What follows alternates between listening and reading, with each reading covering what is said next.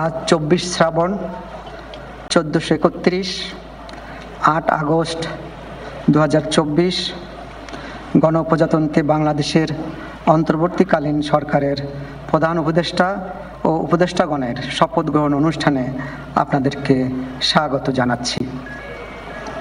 অনুষ্ঠানের শুরুতেই আমি গভীর শ্রদ্ধার সাথে স্মরণ করছি স্বাধীনতা যুদ্ধের অমর শহীদ, বীর মুক্তিযোদ্ধা ও সম্ভ্রমহারা মা বোনদের।